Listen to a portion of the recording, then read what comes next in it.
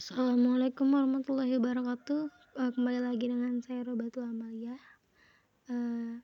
dari semester 4 Hukum Keluarga Islam. Di sini saya akan membahas materi dari mata kuliah yang sama, yaitu hadis ahkam mengenai peminangan dan mahar dalam perspektif hadis.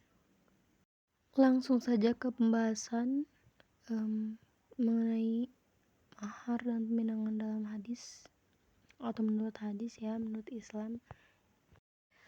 Peminangan dan mahar dalam perspektif hadis itu memiliki beberapa aspek penting yang dapat membantu umat Islam dalam menjalankan proses pernikahan dengan lebih baik.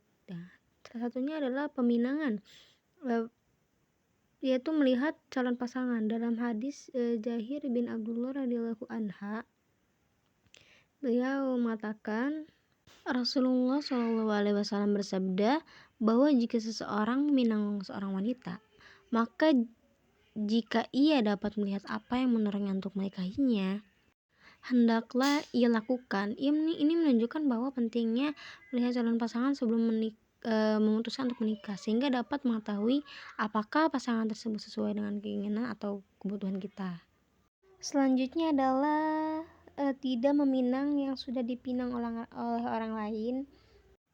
Dalam hadis Uqbah bin Amir radhiyallahu anhu menyebutkan bahwa seseorang yang tidak boleh meminang wanita yang sudah dipinang oleh saudaranya sampai peminang sebelumnya meninggalkannya atau memberikan izin. Ini menunjukkan pentingnya menghormati proses peminangan yang sudah dilakukan oleh orang lain.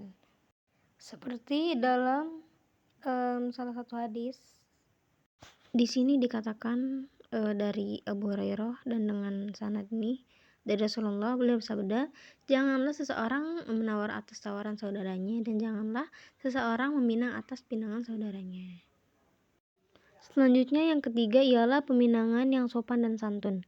Peminangan sebaiknya dilakukan dengan cara yang sopan dan santun dengan menghormati calon pasangan ataupun keluarganya. Jadi kita harus meminang dengan cara yang baik, yang lebih sopan dan yang lebih menghargai gitu, menghormati.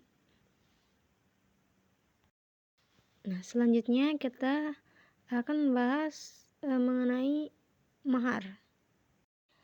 Selanjutnya mahar yang pertama yaitu kesederhanaan mahar. Dalam hadis Abu Hurairah menyebutkan bahwa pernikahan yang paling berkah adalah yang paling ringan maharnya. Ini menunjukkan bahwa Islam menganjurkan kesederhanaan dalam menentukan mahar sehingga tidak memberatkan pasangan yang menikah. Seperti dalam salah satu riwayat hadis, di sini dikatakan bahwa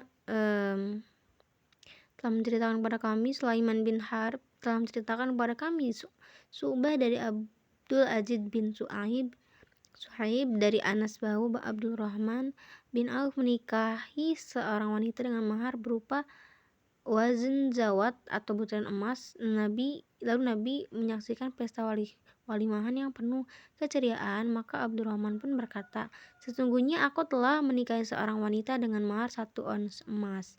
Dan dari Qatadah dari Anas bahwasannya Abdurrahman bin Auf menikahi seorang wanita dengan mahar 1 ons emas. Selanjutnya adalah mahar sebagai tanda komitmen. Mahar merupakan tanda komitmen dan tanggung jawab suami terhadap istrinya. Islam tidak menentukan jumlah mahar yang spesifik, tetapi menganjurkan agar mahar diberikan dengan cara yang dengan baik dan sesuai kemampuan suami. Selanjutnya adalah yang terakhir, mahar bukan sebagai harga. Mahar bukanlah sebagai harga untuk membeli istrinya, tetapi sebagai tanda kasih sayang dan komitmen suami terhadap istrinya. Jadi sebagai tanda kalau itu tuh kalau kita tuh udah nikah gitu, atau kalau si suaminya itu benar-benar menunjukkan kalau dia tuh ngelamar calon istrinya itu. Dengan demikian memahami perspektif hadis tentang peminangan dan mahar umat Islam dapat menjalankan proses pernikahan dengan lebih baik yang sesuai dengan ajaran Islam.